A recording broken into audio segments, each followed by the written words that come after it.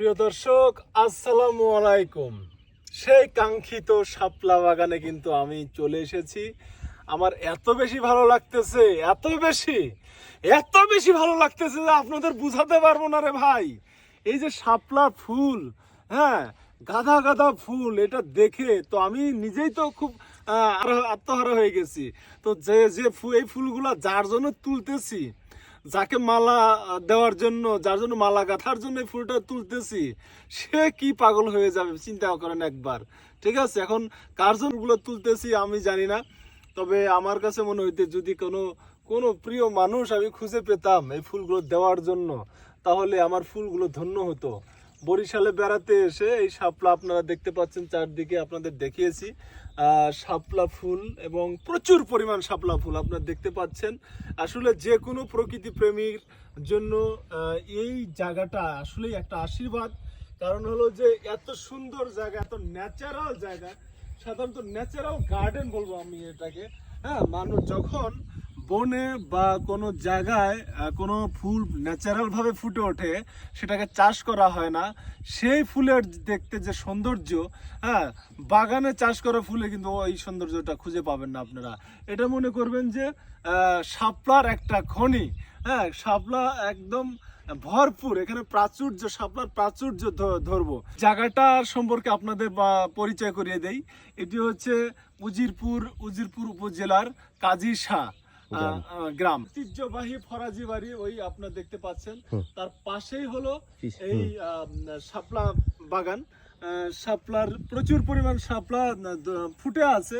আসলে শাপলা দেখার জন্য আসার মতো দেখে আমি মানুষ একজনও খুঁজে পাচ্ছি না। হ্যাঁ, এতে আমি ধন্য যে অন্তত আমি এই শাপলার সৌন্দর্য উপভোগ করার জন্য আসছি। শাপলা ফুল আমাকে পেয়ে ওরা হেসে কুটি কুটি হয়ে যাচ্ছে, ওরা ধন্য হয়েছে যে আমি এসেছি, হ্যাঁ, ওদের সৌন্দর্য উপভোগ করার জন্য। আসলে প্রাকৃতিক সৌন্দর্য যদি দেখার মতো মানুষই না থাকে, তাহলে কিন্তু সেই সৌন্দর্যের কোনো মূল্য থাকে না।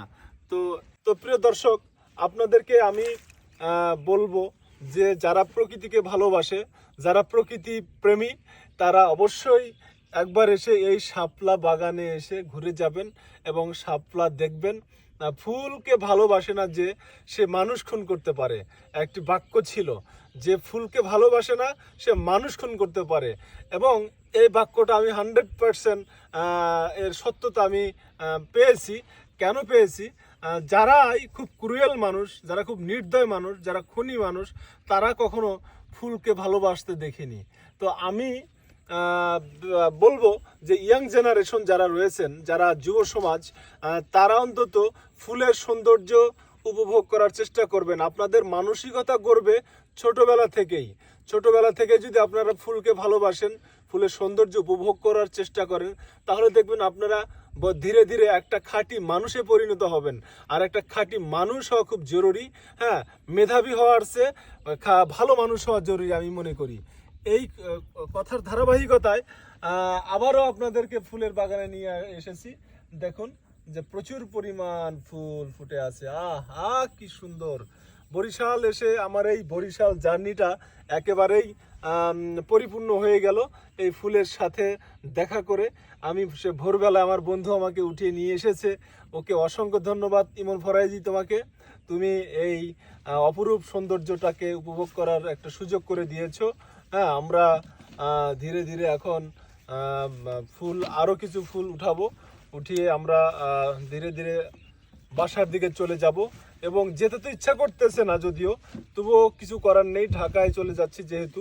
হ্যাঁ, তো সুযোগ পাইলে আবার আসবো আমি এই ফুলের সৌন্দর্য দেখার জন্য।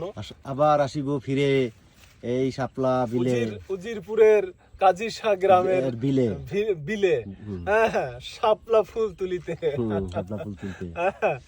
তো প্রিয় দর্শক, দেখছেন আপনারা এক গুচ্ছ শাপলা ফুল, দেখতেই মনে করেন ভালো লাগতেছে। এর মাঝখানে একটা সাদা ফুল আরো বেশি কম্বিনেশন হয়েছে, এটাকে সৌন্দর্য বাড়িয়ে দিয়েছে।